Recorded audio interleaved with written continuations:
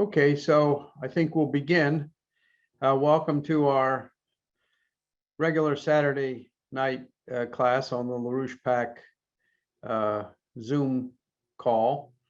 My name is Bruce Director. We're joined tonight with Bob Ingram, and most of you know him. And this is the first sort of a kickoff of a series of classes that we're going to be doing for some time now on trying to discuss and present and engage in a dialogue with the audience here on what is the actual soul of America. Now, this is a very important time to have this discussion, both as we go into the midterm elections and prepare for the 2024 elections. Because there's a lot of hope that we can get a shift in American politics, that Trump can come back into the White House in 2024. We, of course, are hoping for a defeat of the Democrats in the 2022 elections, in the midterm elections, but electing the Republicans does not necessarily solve the problem, because there's a tremendous confusion among much of the Republican Party. On the one hand, you have what some people like to call the rhinos, which are really just establishment Republicans. And then you have a lot of confusion among people who otherwise come to the right conclusions on on many so-called issues, but are very confused on the real question of what really is the nature of America. If you're going to talk about making America great again, you really have to think about and understand what it is that made America great. So this series of classes is going to be focused on exploring just that. We're not going to spend any time whatsoever on debating the idiots of the 1619 Project or critical race theory, or these left-wing revisionists who preach anti-American dogma that America was founded in sin and is fundamentally racist and so forth. I think, aside from some people who watch CNN and MSNBC and spend too much time on dark corners of the internet, most people pretty much don't believe in that stuff. And certainly I would expect that nobody in this audience has any cause for that. And so that pretty much discredits itself. But really what is the area for discussion here is what really is the American idea. Now, we've written a lot about this on the LaRouche Pack website. We've had a lot of classes, many of them by Bob here himself.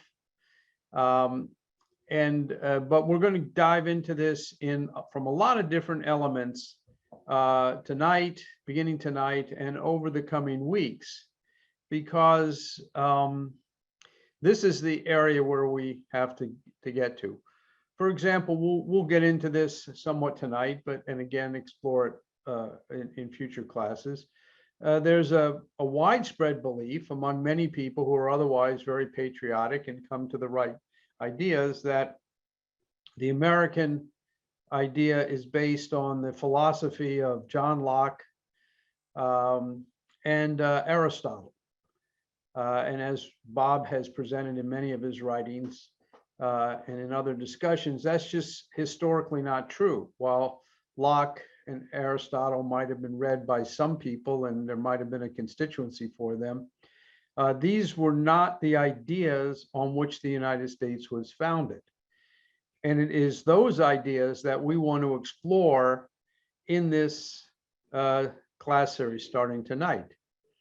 We want to have a robust discussion of it, because we really have to revive that understanding in the American population, in our movement in specific, and most importantly, to build the constituency that can make sure that once we clean out the Aegean stables in Washington, D.C., that we can actually return to the real fundamental ideas on which the United States was based.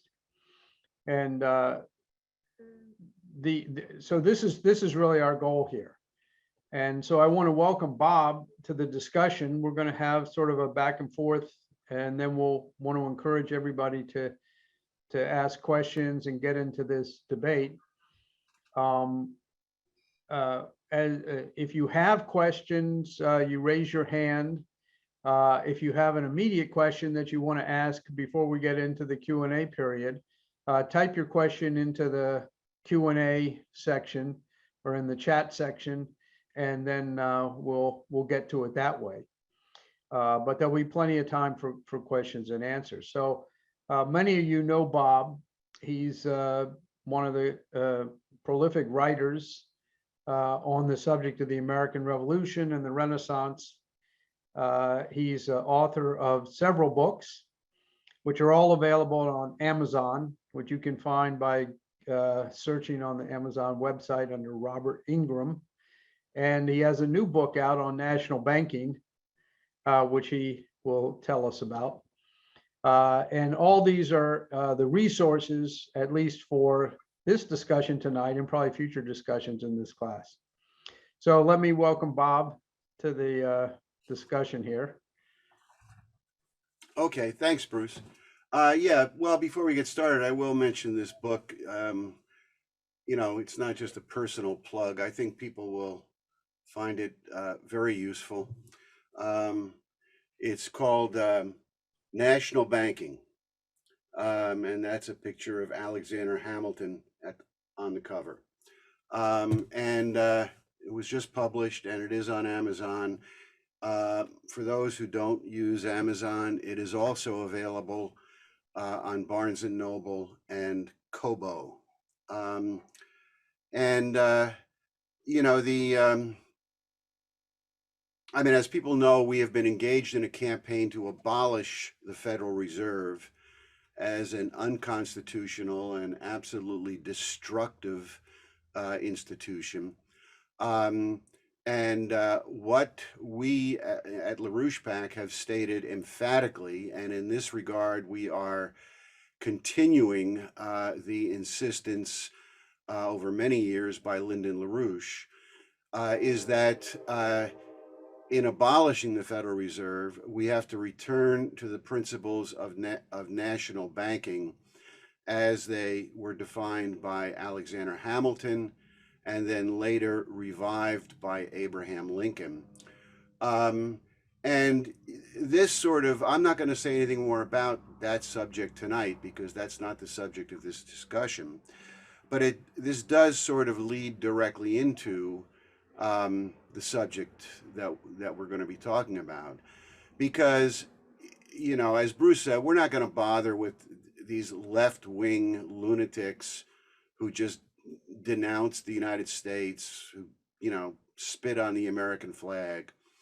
But what I want to try to do is to focus people's attention on another problem, which is not as apparent to a lot of people, which is the problem we see coming out of some of these Republican Party circles, so-called conservative layers, you know, among whom there are people who denounce Alexander Hamilton, who hold up James Madison for praise, which is very unfortunate, and you know, who put forward ideas about the American Revolution and what it means to be an American, which are simply untrue.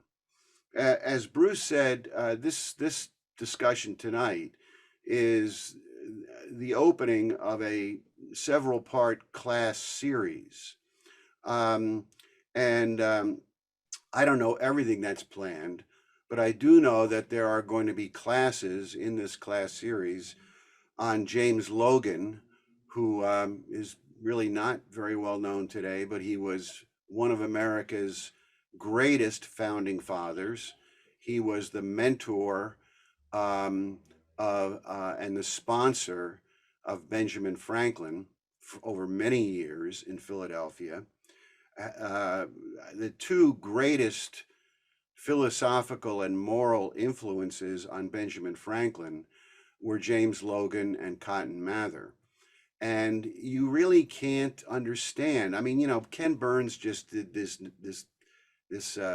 series on PBS about Ben Franklin, and I watched the whole thing, and it was really very poor, um, because what it presents is a caricature of Franklin. It goes through the events in his life and him in the cockpit standing up against the Privy Council and things he did it covers some of the historical events, but there's no comprehension there of what was really motivating Franklin, who he really was, what his deepest held beliefs were.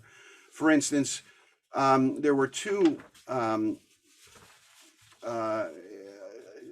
things written by Franklin which are not even mentioned in this Ken Burns thing.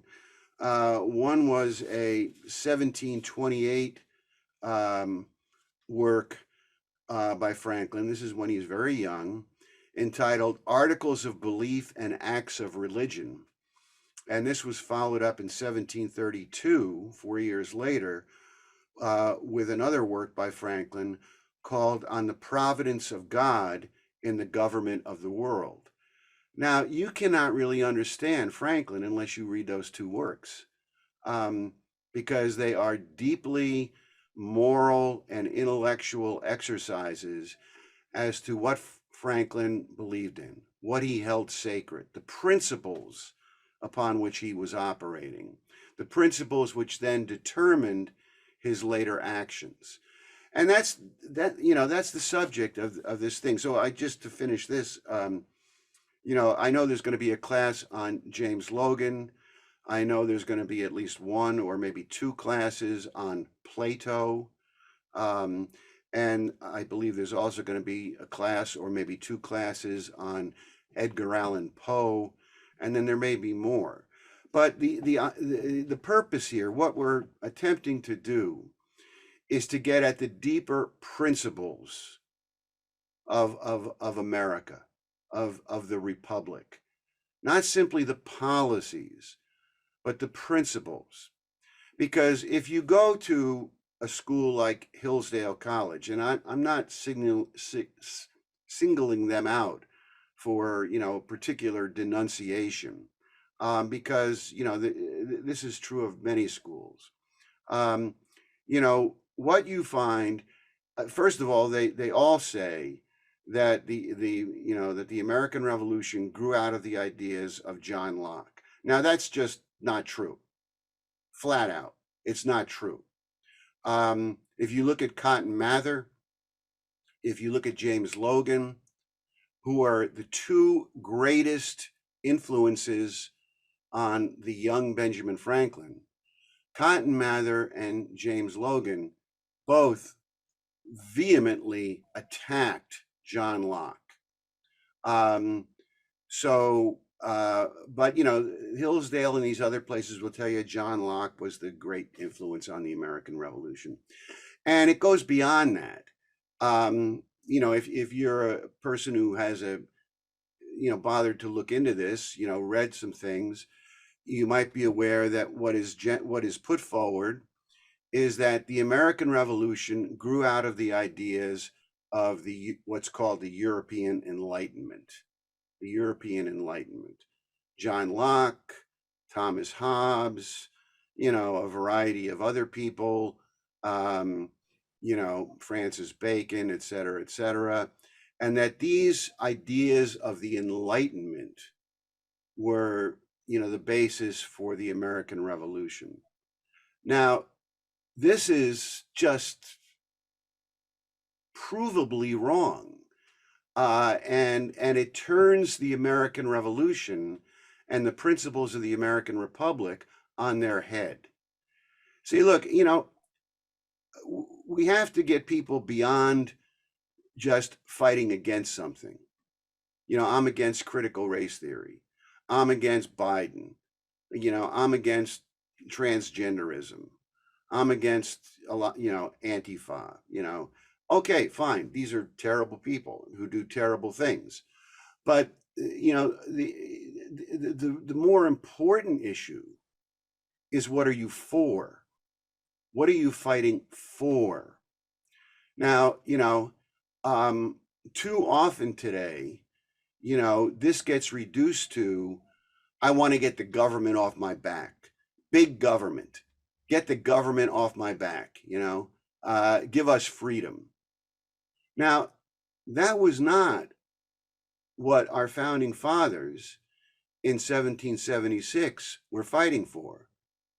They were not fighting to get the government off our back. What they were fighting for was to create a republic based on a certain concept of what it meant to be human. They were not fighting against government per se.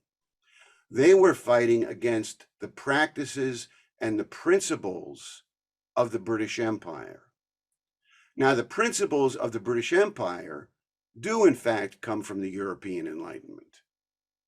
John Locke was one of the people who played a key role in setting up the central banking system in London after 1688. And when you get to the 19th century, what's called 19th century British liberalism, then you get into people like Adam Smith and Thomas Malthus and James Mill. And all of these people worked for the British Empire. They worked for the British East India Company or the Board of Trade, or they were a member of the Privy Council. They were employees, literally paid by the British Empire. And these are the people that, Hillsdale College holds up for praise, these employees of the British Empire. No, America was based on revolting against oligarchical principles. And it was based on a conception of what it means to be human. Now, all I'm going to do here is, there are time constraints on what's possible in this kind of a format.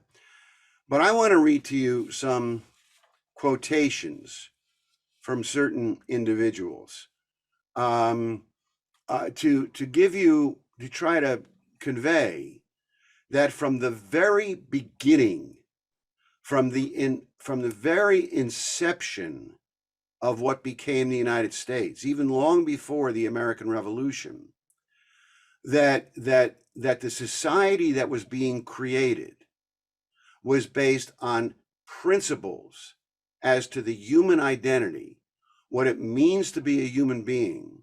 It was based on principles fundamentally hostile to the principles of the British Empire.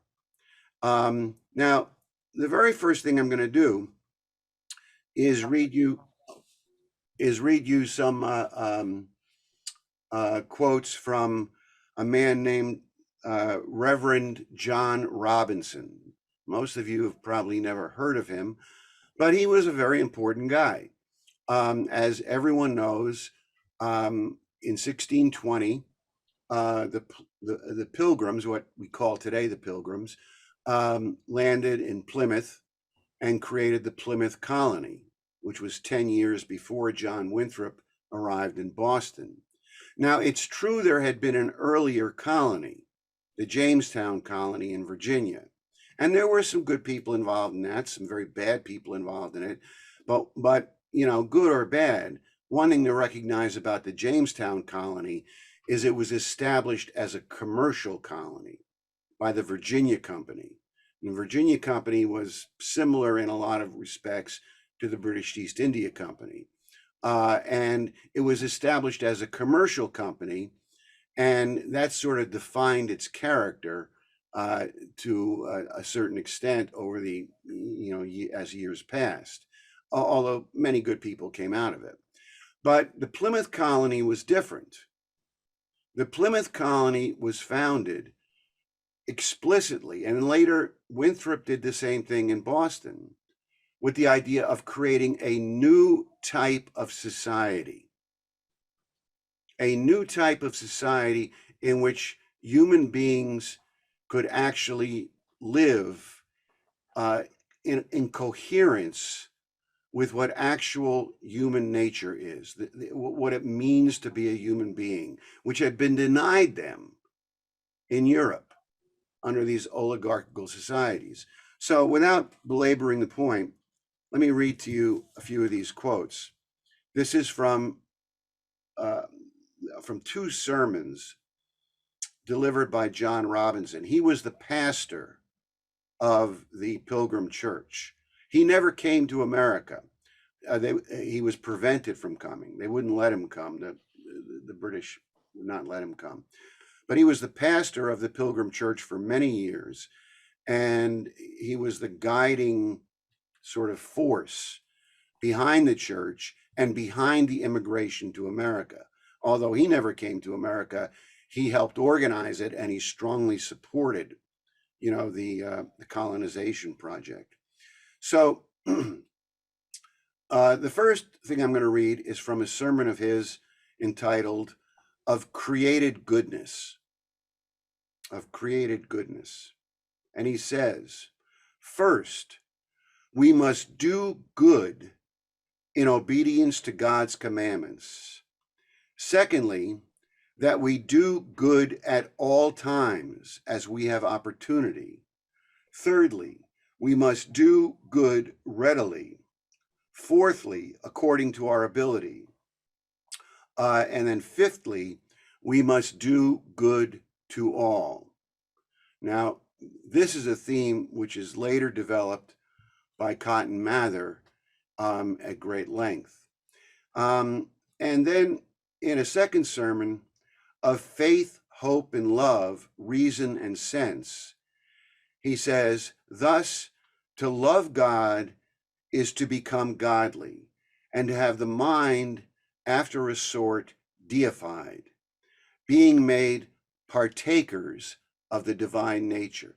Now, I know it's not that easy to closely follow what someone is reading, or at least I oftentimes fog out when I'm listening to someone read something. But I'd ask people to try to, pay as close attention as you can. And I'm just going to read that section again. He says, to love God is to become godly, and to have the mind, after a sort, deified, being made partakers of the divine nature. He says, he that loves not his brother whom he sees, how can he love God whom he sees not? And so natural to Christians is this brotherly love, as that the apostle makes account he need not write to the churches to teach them about it, because it's so obvious. And later in the same essay, Robinson writes, reason is that wherein man goes before all other earthly creatures and becomes after God only. For whereas God and nature hath furnished other creatures, some with hoofs, others with other instruments and weapons, both defensive and offensive, man is left naked and destitute of all these. But he may comfort himself in that one endowment of reason and providence whereby he is able to govern them all. So he's making an absolute distinction between human beings and all other creatures, between human beings and the beasts. And the basis for that distinction is the power of reason, the God-given power of reason, which is where our inalienable rights come from. The God-given power of human reason, which exists within every single human being. And what he says in other places, which I'm not going to read, but it's very explicit, is that this is the kind of society that they want to create in the new world, where true human nature, that which distinguishes us from animals, creative reason, that this will be allowed to flourish. This will become the basis of the society. You know,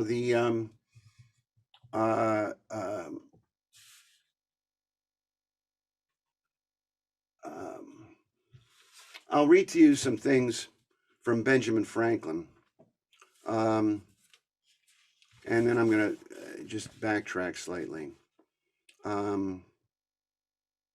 Because, as people know, in the Declaration of Independence, it says we are endowed by our Creator with certain inalienable rights, and among these are life, liberty, and the pursuit of happiness. Now, Mike Carr just posted a piece on our website, which I'd encourage you to read, in which he focuses on this concept of pursuit of happiness, which is very important. But I'll let people read that on their own. But what I want to just sort of emphasize here is this concept of happiness, which has nothing to do with the pursuit of pleasure, the pursuit of monetary wealth, or anything like this. This question of happiness, which is very much flows from what I just read to you from John Robinson on the nature of the human identity. This question of happiness was central to the motivating principles of the American Revolution. It wasn't just, we're not going to pay taxes, you know, blah, blah, blah. It was, you know, that the British Empire is out to crush us, and we have to separate from the British Empire because we are committed to building a society based on principles absolutely the opposite of the principles which govern the British Empire. And then one of the most key principles is this question of happiness.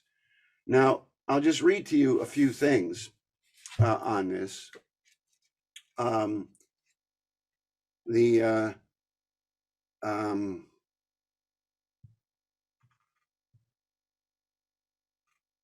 Well, I'll read to you something actually from Leibniz, from Gottfried Leibniz. I'm not sure of the work, but I know it was written in 1670. And he says, but it is the knowledge of necessary and eternal truths which distinguishes us from mere animals and gives us reason and the sciences, raising us to knowledge of ourselves and God. It is this in us which we call the rational soul of mind. Indeed, in general, I hold that there is nothing truer than happiness, and nothing happier and sweeter than truth. So it is in this acknowledgement, and in this creation of a society based on the creative potential of the human individual, of each citizen of the Republic, in recognizing that as the basis for society, the basis for culture, the basis for the Republic itself, that we find happiness.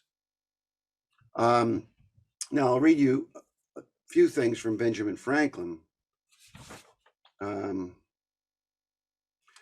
his work that I mentioned, Articles of Belief and Acts of Religion, he says, he's talking about God here, and he says, I believe he is pleased and delights in the happiness of those he has created. And since without virtue, man can have no happiness in this world, I firmly believe he delights to see me virtuous because he is pleased when he sees me happiness. He is pleased when he sees me happy. And then he goes on to say, by thy wisdom hast thou formed all things. Thou hast created man, bestowing life and reason, and placed him in dignity superior to thy other earthly creatures. And the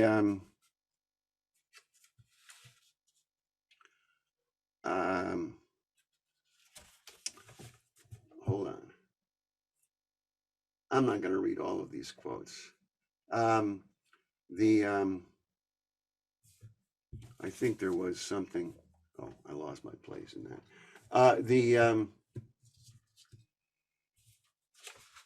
I will read you something from Alexander Hamilton. This is, I believe, in 1775. Hamilton is quite young here. He wrote a piece called "The Farmer Refuted." This was a published debate he was having. I think the guy's name was Sewell or something. With this law, this is leading into the American Revolution. You're on the eve of the American Revolution. The tensions in the colonies are, intense, and the battle lines are being drawn between the loyalists and the revolutionaries. And this guy, who's known as A.W. Farmer, which was a pseudonym, who's a loyalist, is writing these articles about why you have to remain loyal to the British Crown. And Hamilton wrote 2 different articles refuting him, which were published in New York and circulated elsewhere. And one of the things he wrote was called "The Farmer Refuted." And I'll read you just one paragraph from that, where he says, this is Hamilton speaking, "There is so strong a similitude between your political principles and those maintained by Thomas Hobbes that in judging from them, a person might very easily mistake you for a disciple of Hobbes. His opinion was exactly coincident with yours relative to man in a state of nature. He held, as you do, that he was then perfectly free from all restraint of law and government.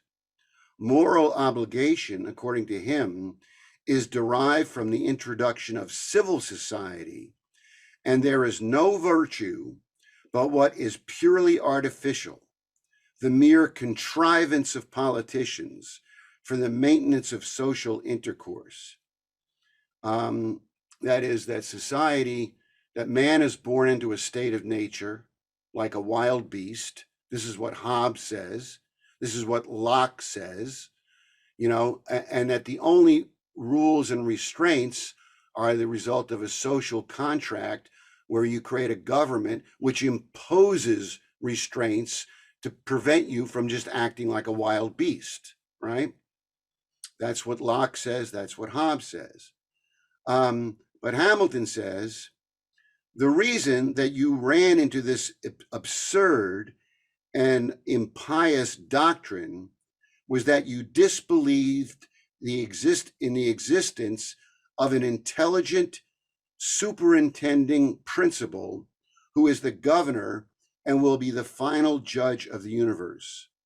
Upon this law, that is God's law, depend the natural rights of mankind.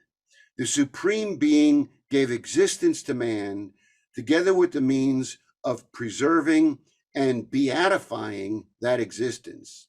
He endowed him with rational faculties to discern and pursue such things that were as were consistent with his duty and interest. So, this is the question here. What Locke says, which he gets from Roman law, actually, and from the Roman Empire, is that, and which he says explicitly, is that the human race was born into some imaginary state of nature.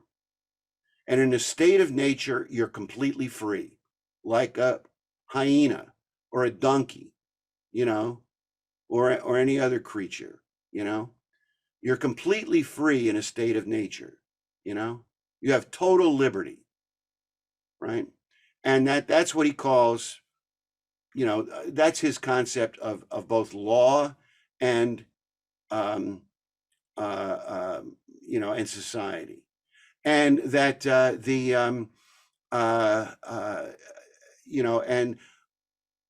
at a certain point, as the human race evolved, we entered into society, and we created governments and social contracts and laws, what's called civil law, which basically keeps us from killing each other. It restrains our natural, bestial instincts, our actual nature, to kill, to get ahead, to do this, to do that. And we create these institutions to restrain us. But at heart, our identity as people is the same. We're beasts.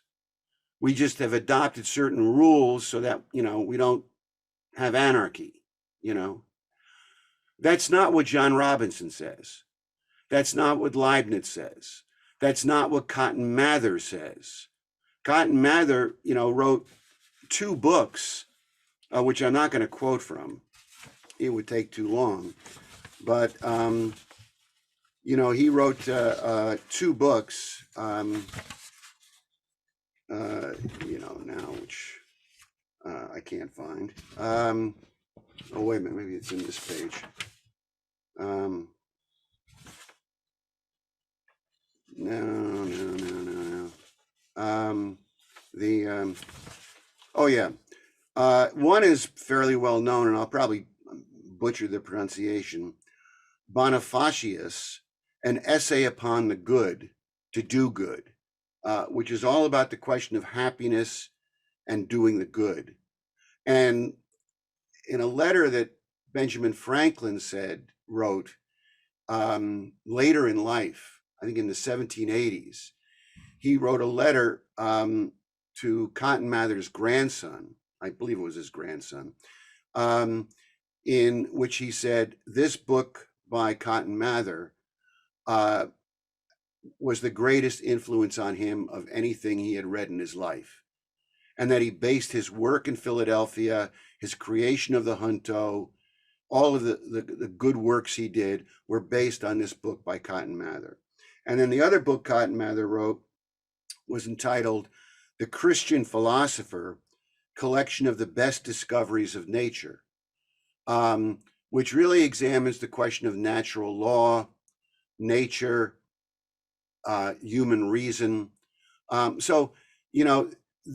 This is, whether Cotton Mather, James Logan, John Winthrop, Benjamin Franklin, they're operating on the basis that, in fact, we're not born as wild, bestial animals into a state of nature governed by selfish passions. That's not what it means to be human. Now, there are probably some listening here tonight, participating here tonight, who don't agree with me. Okay, that's fine. It's a free country. But bear in mind, if you disagree with what I'm saying here, you're disagreeing with Benjamin Franklin. You're disagreeing with Cotton Mather. You're disagreeing with Alexander Hamilton. because their concept of what it means to be human and what a republic really is what is very, very explicit. They are rejecting the principles of empire to create a society based on principles coherent with the creative nature of what it means to be human. And I'll just close by reading to you the preamble to the Constitution, which goes as follows. We, the people of the United States, in order to form a more perfect union, establish justice, ensure domestic tranquility, provide for the common defense, promote the general welfare, and secure the blessings of liberty to ourselves and our posterity, do ordain and establish this Constitution for the United States of America. People know it. Some people might know it by heart. You're familiar with it. But, and some things people, tend to emphasize. We the people. Okay, we know that. This is a government of we the people. And, this question of promote the general welfare has been discussed a lot. And it is a critical concept because ours is the only government in the world which is constitutionally mandated to promote the general welfare of all of the people. But I want to just bring out two other points. That it says, in order to form a more perfect union, that is not a perfect union, but a more perfect union. This is not a nation where, there's a unity of principle you're striving for, a unity of purpose you're striving for. And then when he says to secure the blessings of liberty for ourselves and our posterity, that, what our republic, this union of the people that we're striving to create, that we are dedicating ourselves as well to our posterity, that we are dedicating ourselves to continuing to perfect this union, to continuing in the work of human progress, human discovery, such that the world for our children and their children and their children will continue to be more perfect, to be better. And that is what the American Republic is. It is not based on, the free trade policies of the British Empire, Adam Smith, buy cheap, sell dear, make a fortune in financial speculation, greed, lust, what Adam Smith says it is. Those are imperial principles. Those are the principles we revolted against. And when you read someone like Friedrich Hayek, who is a real mediocre intellect, to say the least, and you read who his heroes are, read The Road to Serfdom. Who does he talk about? Lord Acton, William Gladstone. William Gladstone, gave speech after speech in London praising the Confederacy. And when he was the Chancellor of the Exchequer in 1861, he tried to bankrupt the US government so that we would have to let the South secede. But these are Hayek's heroes: Lord Acton, William Gladstone, Adam Smith, Jeremy Bentham. Jeremy Bentham said all economic activity is based on the pursuit of pleasure. That's what Jeremy Bentham says. And Hayek agrees with him. Von Mises agrees with him that economic activity is based on the pursuit of pleasure. That's not what Franklin thought. That's not what Cotton Mather thought. That's not what Hamilton thought. You're building a nation for posterity, right? That's the American Republic. So, in the coming weeks, this is going to be gone into in much greater philosophical depth, but this is in the form of an introduction. So I'm going to stop right there, folks. There you go. Okay. That was wonderful. You got a bite on a question which I think is worth really going at again, and that is what you might expect, which is why does I'll just sort of paraphrase it, which is why does it Declaration of Independence talk about the pursuit of happiness instead of the pursuit of property? The property is not just physical property, but also one's labor, and that this questioner seems to think that was originally in there and was replaced by the subjective, ambiguous idea of happiness. And I think this is worth delving into again. I know you touched on it, but this is a real sort of hardcore mistake that a lot of people, including very patriotic Americans, fall into. They think that happiness is either code for property or that property was in there originally and was replaced. I think you've made the case that the people who founded this country knew very well what happiness meant. But in today's world, people seem to be confused by it. So can you sort of revisit that? Well, you may want to say something about it. Happiness, property was not in there. It's in the Confederate Constitution. The Confederate States of America, Jefferson Davis, their Constitution says that it's based on life, liberty, and property. And also, I should mention that was the motto when the Dutch invaded England in 1688,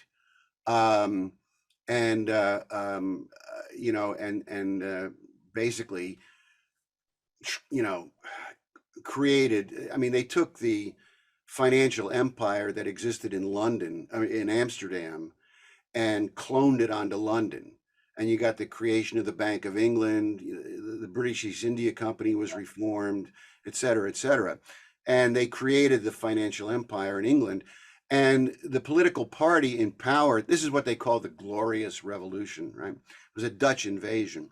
But the political party at that time that was responsible for setting up the new government in England after 1688 in Parliament was the Whig Party. This is the British Whig Party, which is different from the American Whig Party. And their motto, literally, I'm not making this up, their motto in 1688 was life, liberty, and property. That was their motto. And it was around that motto that they created the Bank of England, and began the process of creating what developed into, over many, many, many years, the British financial empire. Now, that said, look, I was not present when the Declaration of Independence was written. Why certain phrases are in there or not in there, I do not know.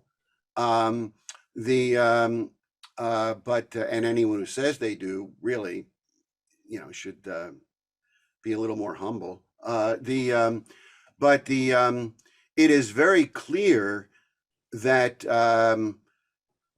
there was no confusion in the minds of these people that happiness and property meant the same thing. They're not synonyms. They aren't today, and they definitely weren't back then. And when you look at people like Franklin, and when you look at others, because this is all part of culture. We live in every generation, the people within that generation are living within their present day culture.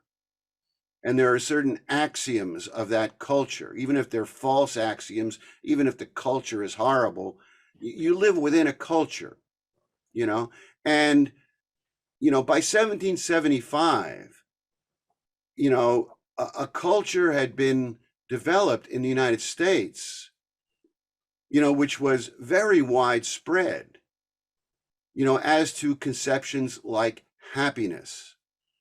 Cotton Mather, who wrote this book on doing good, delivered sermon after sermon after sermon in Boston. There was also a person I'm not going to talk much about tonight. There's a person named William Livingston, who I don't want to put on the same level as Cotton Mather or Ben Franklin, but he was a very good guy, an important guy. He actually, I think after Franklin, was the oldest person at the Constitutional Convention. He was at the convention and he signed the Constitution.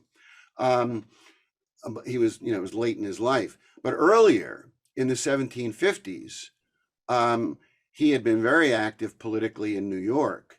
And he ran a newspaper, or it was a journal, actually, not a newspaper, called the Independent Reflector, in which he writes extensively on these questions, the questions that I've just been bringing up, on happiness, on human reason, on what distinguishes the human personality.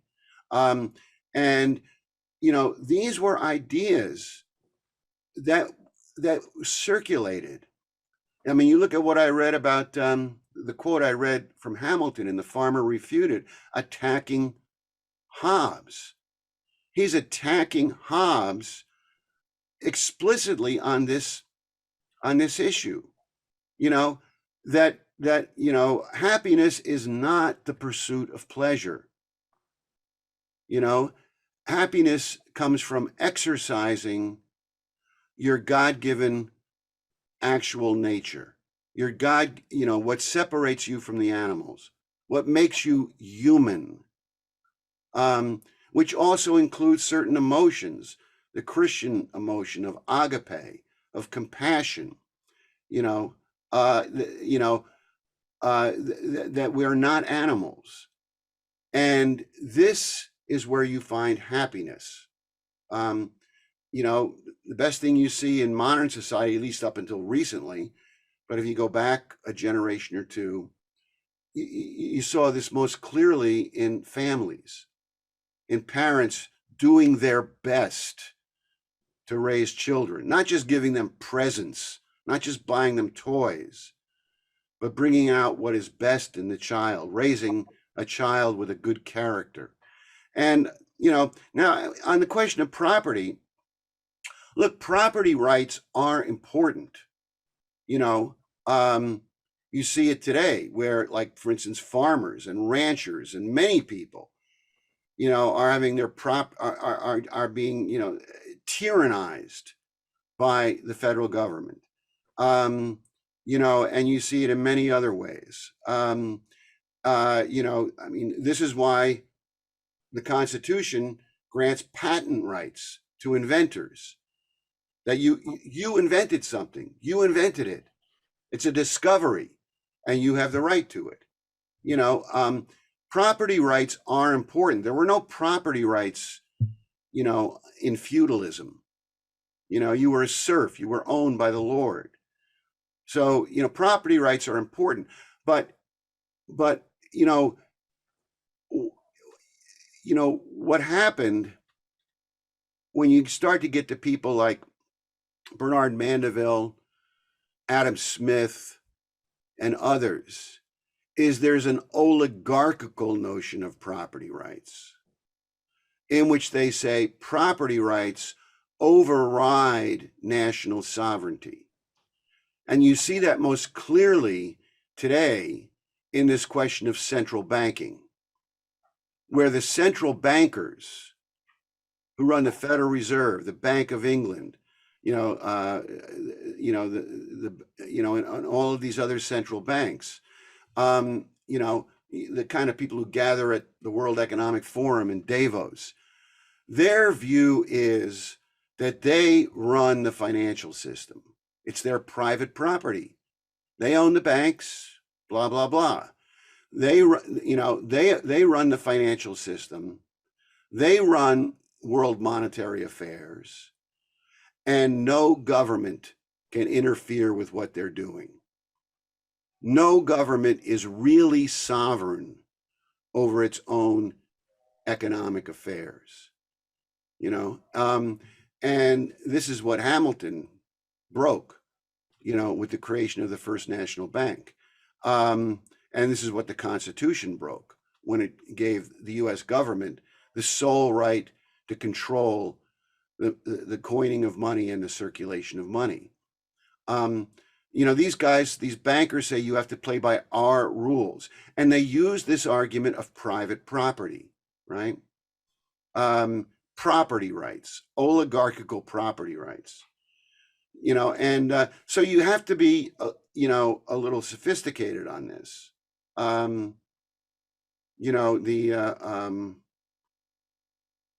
For instance, this may be a trite example, but private ownership of one's home is a right long recognized in the United States. But on the other hand, if the financial markets are rigged by the Federal Reserve, a private corporation, if the financial markets are rigged by the Federal Reserve such that, JP Morgan Chase or Citibank can buy up 10,000 homes and then rent them out to you, well, is that the right use of property rights? The question is the citizenry, the protection of the rights of the citizenry, not a financial oligarchy. So, I would say that happiness is in the Declaration of Independence because Franklin and the others understood what that concept meant, as it was talked about in the decades leading up to the American Revolution, and that they were very explicit that we were founding this country, we were declaring our independence based on this concept of human happiness. So that's how I would answer it. I don't know if you had anything, Bruce. Well, I think you did a great job on that, and I think it's very important to revisit that and revisit it because it gets, in my mind, to the nub of one of the serious axiomatic flaws that sort of lurks in the minds of a lot of patriots in this country. First of all, I'll tell you that this whole idea that Jefferson is the author of the Declaration of Independence is a myth that was created in the middle of the in the early part of the 19th century, long after the Declaration of Independence was adopted. It was assigned to a committee of which Livingston, Franklin, Jefferson, there were several others. I think it was a 5-person committee. And Jefferson made some drafts, but the committee, especially Franklin, made a lot of comments on the drafts and remarks. And the final thing that was adopted was what we have. And it, as Bob indicated, it was very clear. Happiness was not just a throwaway term. It was clearly understood and specifically meant to use that concept. It's not a term with a definition, but it's a concept. So just because you have Jefferson, who was a great admirer of Locke and Newton and others on the committee, people who later wanted to project backwards onto the Declaration of Independence, this oligarchical worldview that Bob is talking about, stirred up this myth, first of all, that Jefferson was the author, which is not true. And secondly, that happiness was a substitute for property. And in fact, as Bob indicated, it was the Confederate Constitution, but also the Constitution of the colony of North Carolina, which was written explicitly by Locke, does include the word property, property, and property meant slaves. Now, that cannot be the basis on which this country was founded. And this is I just think it's a really important point that patriots in this country really have to come to grips with. The other point I just want to underscore that Bob made is that you talked about the sermons that Cotton Mather spoke. We have those, or reports of them, but this cultural idea of the idea of happiness and posterity, or as Lyndon LaRouche used to talk a lot about, the question of immortality, the question of living your life to contribute something that lasts beyond your lifetime, which isn't necessarily just great accomplishments like great works of art or great inventions and so forth, but contributing to the development of mankind and therefore the development of God's creation as a cultural belief, as a cultural understanding of what the nature of a human being is, was a part of the popular culture of the people who not only wrote the Constitution and the Declaration of Independence, but who served in the army, supported it, and carried out the war, and made the existence of this country possible. And this is, of course, one of the things that has to be absolutely recognized, is that why was the American Continental Army, under the leadership of George Washington, able to defeat the British Army? Now, there's all kinds of military histories that discuss this, and many things in there are quite important in terms of tactics and other things, especially the intervention of the French at the crucial time. And those are all important. But what defeated the British Empire was that the American colonists who were fighting for their independence were fighting for the ideas that are embodied in the Declaration of Independence, which were part of the culture. And to this very day, as LaRouche used to say, it's in the bones of the Americans, this belief. Now, this belief may be in their bones, but it doesn't often come out of their mouths. They're not conscious of it. And the whole purpose of this class series is to make that conscious, make that the culture. We're fighting for not the right to get the government off our backs. We're fighting for the right to pursue happiness. We're fighting for the right to rededicate the United States to these principles that are in the Declaration of Independence and the Constitution, and in the culture of the people who created this unique place.